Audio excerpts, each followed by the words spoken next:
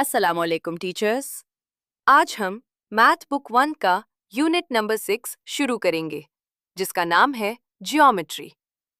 Page number 73, learning outcomes. सबसे पहले page number 73 खोलिए। यहाँ इस यूनिट के लर्निंग आउटकम्स दिए गए हैं। इस यूनिट के खत्म होने तक बच्चे इस काबिल हो जाएंगे कि वो सबसे पहले दो रुखी अशकाल जैसे स्क्वायर, रेक्टेंगल, सर्कल और ट्रायंगल को पहचान सकें। दूसरा, सहरुखी अशकाल जैसे क्यूब, क्यूबॉइड, कोन, सिलेंडर और स्फीयर की पहचान कर सकें। और आखिर में पोजीशंस यानी चीज़ों की जगह और सिमट बताने के लिए अल्फाज जैसे इनसाइड, आउटसाइड, अबव, बिलो का इस्तेमाल सीख सकें। तो आइए शुरू करते हैं। पेज 74 से 76, 2D शेप्स। पेज 74 और 75 पर हम 2D शेप्स यानी हमवार अशकाल का तारुफ करवाएंगे। बच्चों को इन शेप्स के नाम याद करवाएं। सर्कल, स्क्वायर, ट्रायंगल और रेक्टेंगल। पेज 76 पर हम इन अशकाल की खुसूसियात समझाएंगे। दो अहम अल्फाज हैं, साइड और वर्टेक्स। बच्चों को बताएं कि साइड वो सीधी लाइन होती है जो शक्ल बनाती है और वर्टेक्स वो पॉइंट है जहां दो साइड्स मिलती हैं। मिसाल के तौर पर, स्क्वायर की 4 इक्वल साइड्स और 4 वर्टिसेस होते हैं। रेक्टेंगल की भी 4 साइड्स और 4 वर्टिसेस होते हैं, मगर इसकी सिर्फ आमने सामने वाली साइड्स बराबर होती हैं।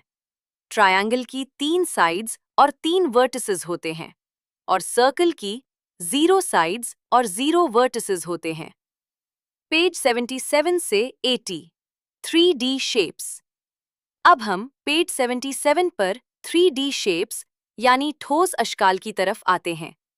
बच्चों को समझाएं कि 2D शेप्स फ्लैट होती हैं, जबकि 3D शेप्स सॉलिड होती हैं, जैसे डब्बा या बॉल। यहाँ हम क्यूब, क्यूबॉइड, कोन, सिलेंडर और स्पीयर के नाम सिखाएंगे।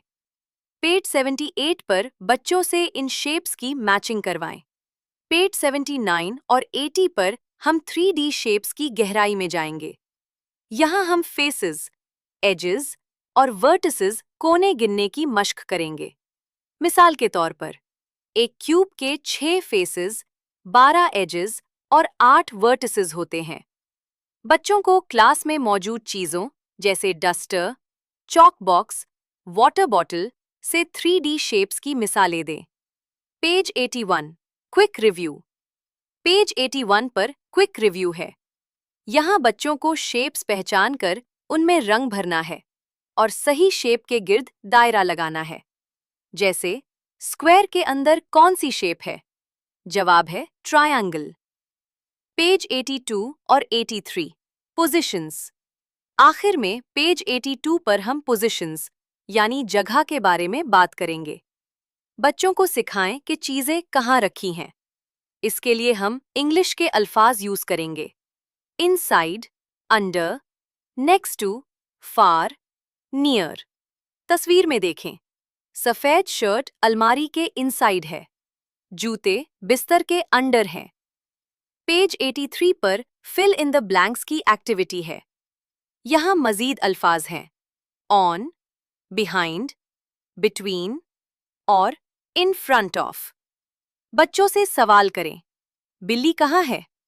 जवाब, अंडर द चेयर। साथ ही राइट और लेफ्ट का कॉन्सेप्ट भी दें। तो टीचर्स, ये था हमारा यूनिट 6 जियोमेट्री।